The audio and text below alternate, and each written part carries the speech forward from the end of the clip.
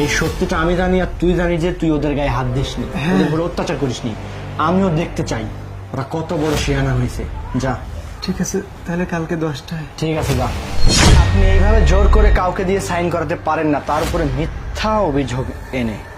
আরে উকিল সাহেব, আপনি কেন আসতে গেলেন? আপনি আমাকে বললেই পারতেন যে এটা আপনার বন্ধু হয়, আমি দেখতাম ব্যাপারটা।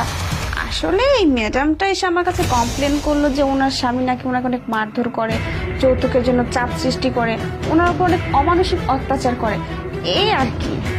সেটা তো আমি দেখতেই পাচ্ছি আপনি কত ভালো করে আপনার ডিউটি পালন করতেছেন। চেহারাটা দেখুন তো, ওকে কি দেখে এমনটা আপনার মনে হচ্ছে যে এই ছেলেটা এই মেয়েটাকে যৌতুকের জন্য মারধর করতে পারে?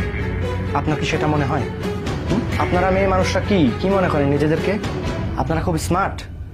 শুনুন, আমি নিজে এখানে দাঁড়িয়ে থেকে দেখতে পাচ্ছি আপনি নিজে অবৈধভাবে এই ছেলেটাকে দিয়ে সিগনেচার করাচ্ছেন। আহা উকিল সাহেব, এই সমস্যার সমাধান তো আমরা করতে পারবো না, তাই না? সেটাই। এই সমস্যার সমাধান তো অবশ্যই হবে, আর সেটা কোর্টে হবে।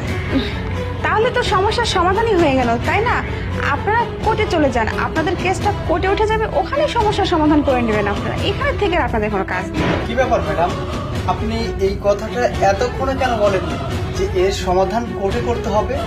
এখন কেন বলতেছেন আপনি এই কথাটা? হ্যাঁ, দেখুন, এইসব ব্যাপারে না কেসগুলো মহিলাদের দিকে রায়টা চলে যায় বেশি, বুঝতে পারছেন? তো এখন যেহেতু উকিল সাহেব চলেই আসছেন, তো আপনারা ব্যাপারটা কোর্টে গিয়ে মীমাংসা করে নিন, যা হয় ওখানেই হবে। কিন্তু আমরা তো শুধুমাত্র আমাদের দায়িত্বটাই পালন করেছি। কিন্তু আজকে ওর জায়গায় যদি আপনি হতেন তাহলে কি করতেন?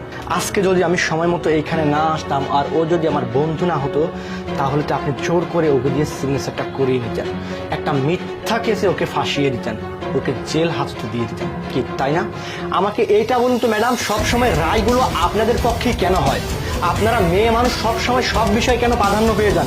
এই মেয়েটা এসে বলল আর আপনি ওর মুখের কথা শুনে অলরেডি স্টেটমেন্ট লিখে ফেলছেন, ওকে দিয়ে সিগনেচার করার জন্য হুমকি ধামকি দিচ্ছেন যে এখানে সিগনেচার কর। ও যদি এখানে সিগনেচার করতো কম কপে হলেও ওর 1 বছর সাজা এবং 1 লক্ষ টাকা জরিমানা হতো, কি তাই হতো না? কিন্তু এটা তো সম্পূর্ণ মিথ্যা।